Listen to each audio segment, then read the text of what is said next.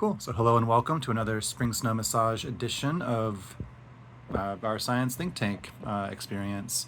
Would you want to introduce yourself? Sure. My name is Suzanne Shnieder from Visinkerke, and I'm a Somatic Experiencing practitioner since 2002, living in Eugene, Oregon since 2024. Nice. Happy to be here. Newish.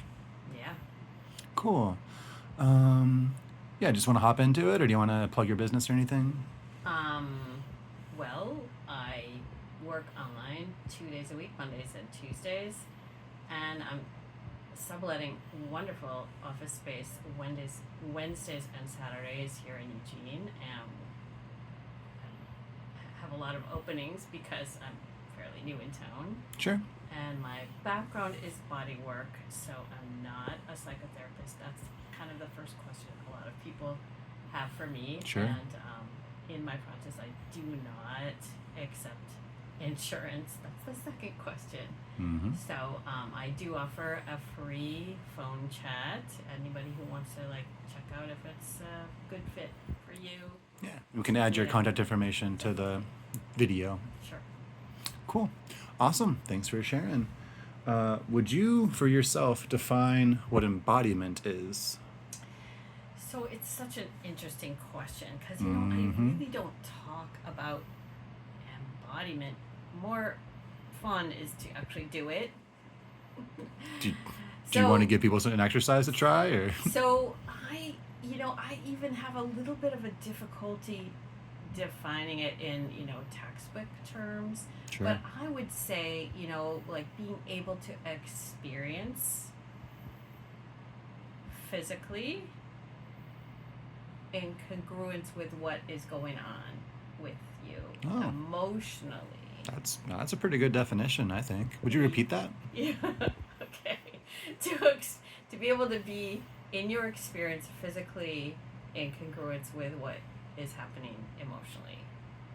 So appropriate to what's going on in the environment as well, right? That's what a lot of people want out of coming to see me. Sure. So cool. I like that definition. Yeah. Nice. How do you practice or personally practice somatic experiencing? So it's not just a thing to practice. Tell me more. Right? Somatic experiencing is an approach that you can use as a practitioner in combination with something that you already practice. Excuse me. Want some water? Some kind of helping modality or education. But, there's principles, and then you weave them into what you're already doing. There's a water bottle right there if you want it. Oh, I'm going to go for it. I do see it. Thank you. For sure. Can you give me an example of a helping modality, like Qigong or Tai Chi? Or massage therapy. Or acupuncture, or psychotherapy. Timing. It's Murphy's Law. Can I probe you a little further? Sure. Yeah, just how, say if you were receiving a massage from a very talented massage therapist, this guy, for example, how would you incorporate your personal practice of somatic experiencing into that massage? Again, it's not something I really think about. It's very interesting question because I really think about it from a practitioner standpoint. Yep. Rather than from, I'm doing this practice. Okay. I would say in general, being oriented to where I am in space and time in my environment is number one. Do I feel safe enough to interact at a social level with people, or am I, in fight or flight mode? Those are the kinds of things that, you can evaluate for yourself as you're hopefully not doing that while you're lying on the massage table, just being in the moment, right? Okay.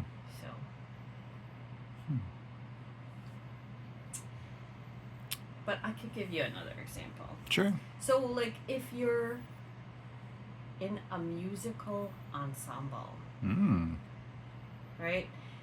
You can't be like, oh, what's on my grocery list, right? Or I'm really worried about the economy. You've got to be like right there in the moment, paying attention to what not only what you're doing and what everybody else is doing, right? Using your senses. Be pitch perfect. So kind of, well, depending on what kind of ensemble it is. Yeah. But you know, attuned, right?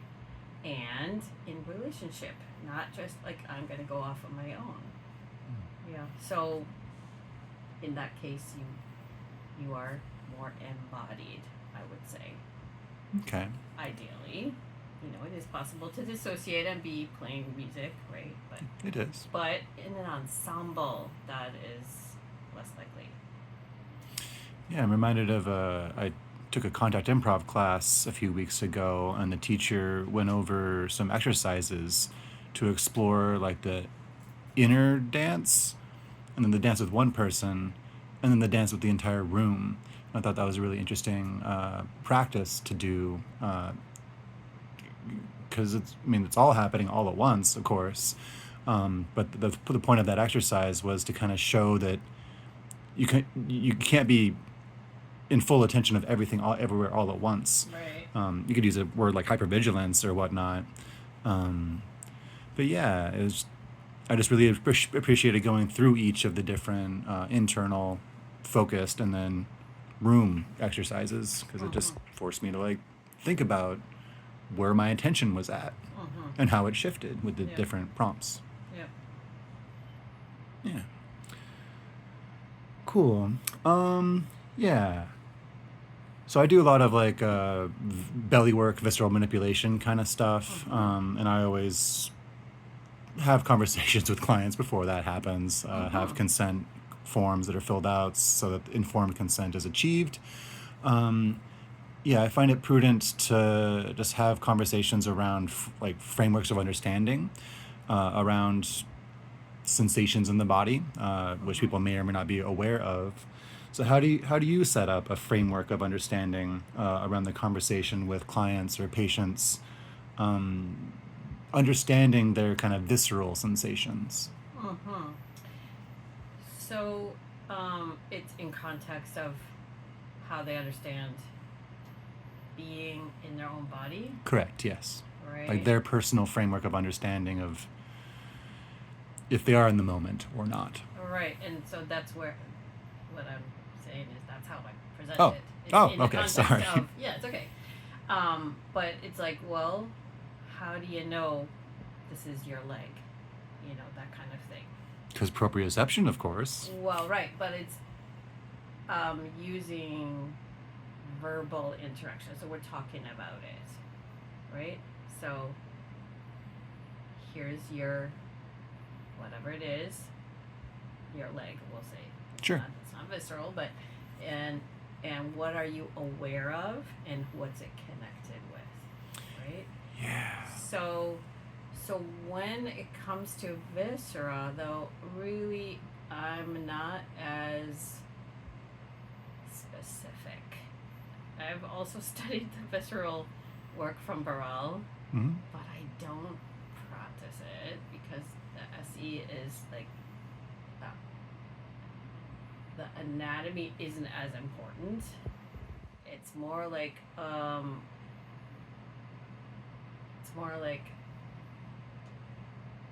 is it okay to even be with this part of you?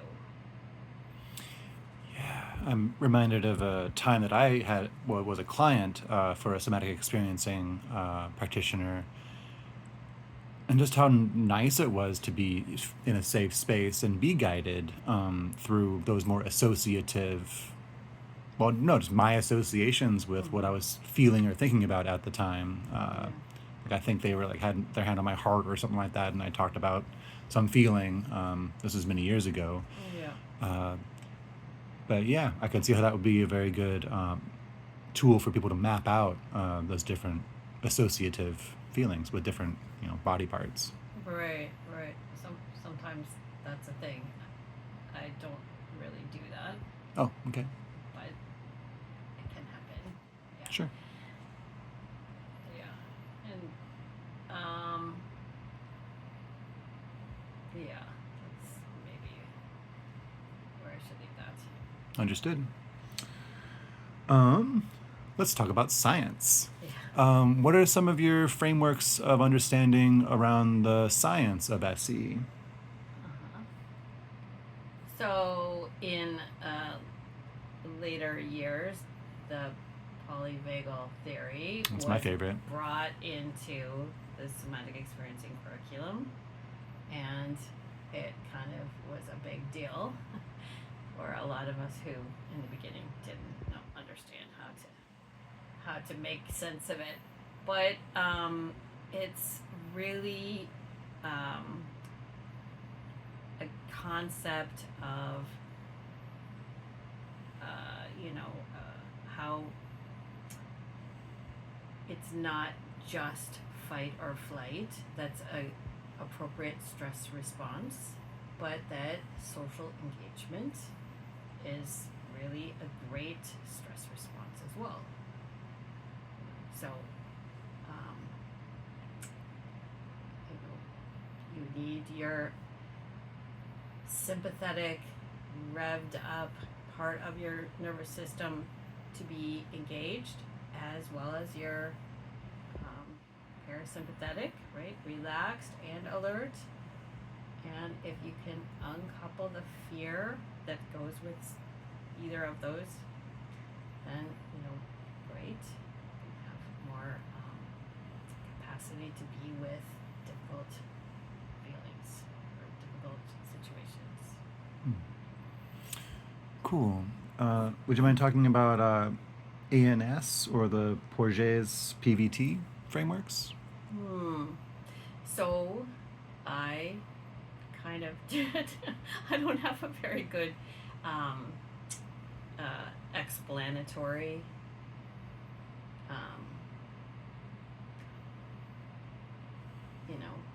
I don't talk very well about these sorts of things, but I will say again, we need both the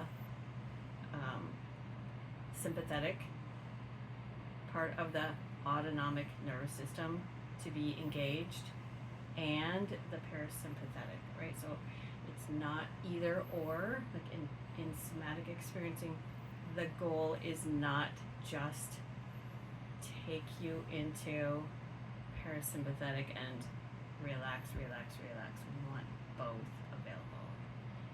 And in Steve Porges's polyvagal theory, a really important part of the nervous system is this other part of the vagus nerve that that gives information from the gut to the brain, right? It's a really big nerve. It's been so popularized in mainstream media nowadays, but like utilizing that, we can really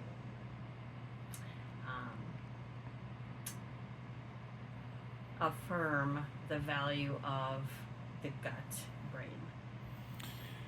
Yeah, and past, I think it's been over a year at this point, various think tanks, I've done various deep dives into like the vagus nerve gut interaction. Remember, a takeaway was that like the receptors are two-way first of all, but like the vagus nerve reads the serotonin that's produced in the gut as like it's not nerve to nerve conductivity, it's like nerve to serotonin conductivity, which I thought was really interesting. And just furthering that think tank, just how regulatory that serotonin in our gut is on our cognition.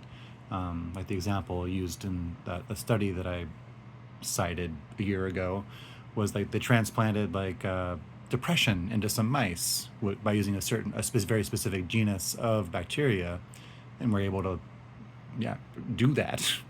It was a causality, not a feelings thing. yeah, vagus nerve is pretty interesting. Yep. Cool. Yeah, polyvagal theory is probably my favorite framework for discourse with people when they're curious about the science of how the fight or flight, rest and digest nervous systems are engaged. Like in my personal practice or my massage therapy practice, like I see a lot of people with like more adrenal fatigue side of things, where like their sympathetic button doesn't work as well anymore, and that does stuff to them. I mean, yeah, it's not in my scope of practice to talk about such things really, but that's been my observation is like our culture tends to be overstimulated with the sympathetic. Stuck on high.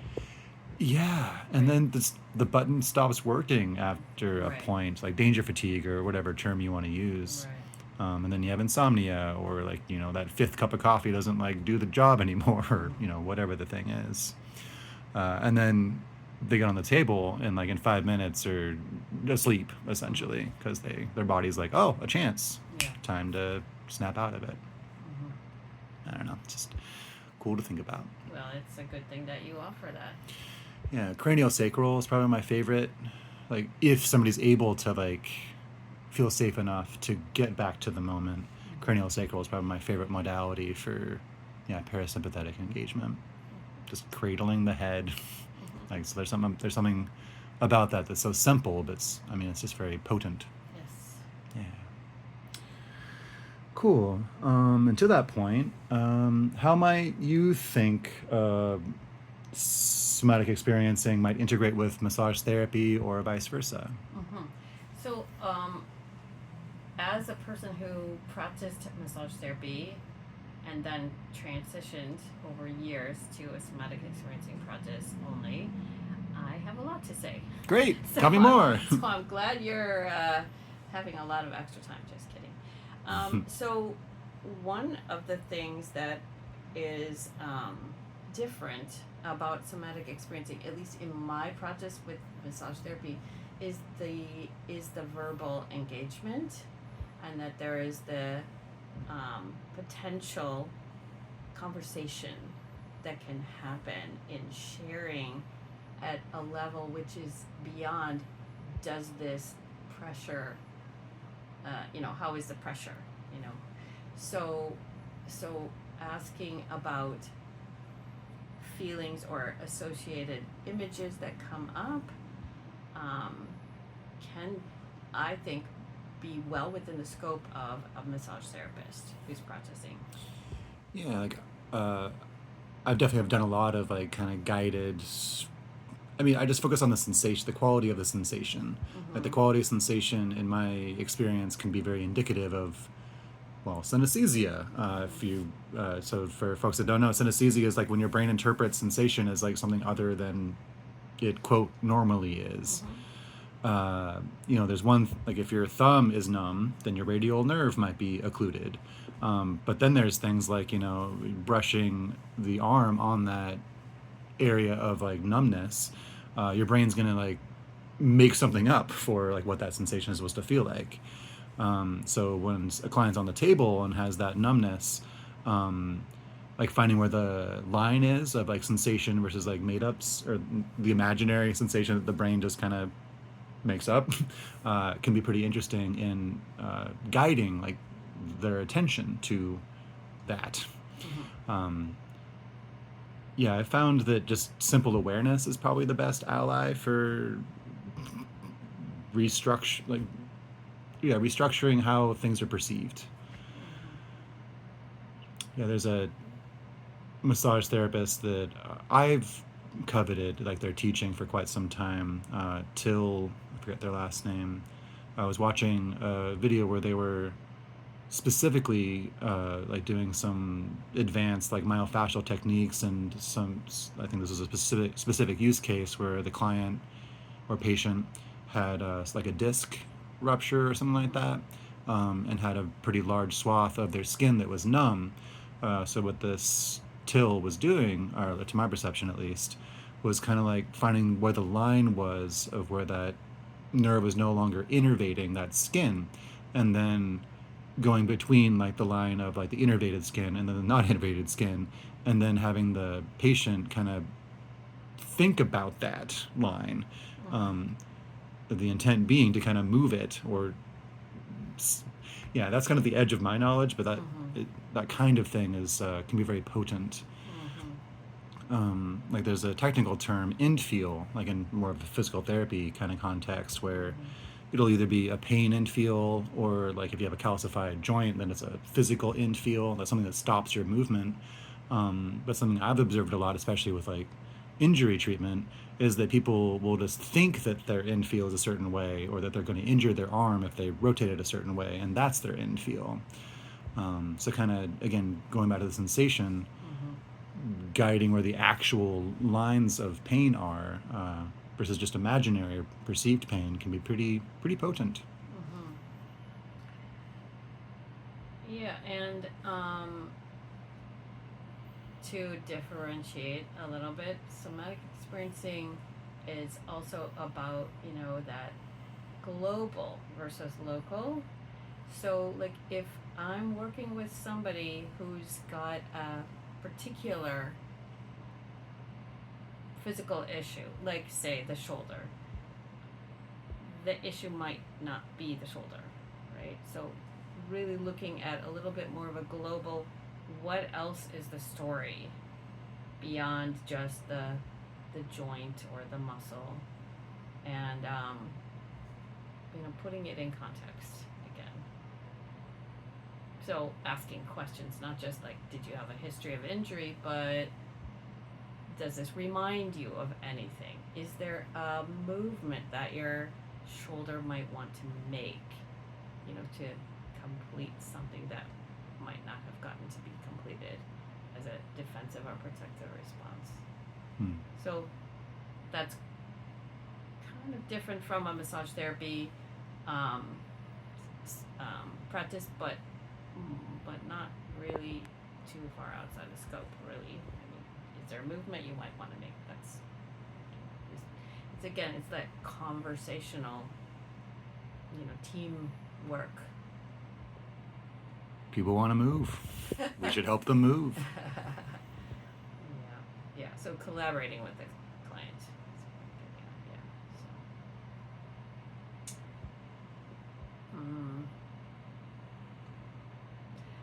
A really practical thing that I changed in my practice when I shifted from massage therapy to somatic experiencing, though, is no more taking clothes off.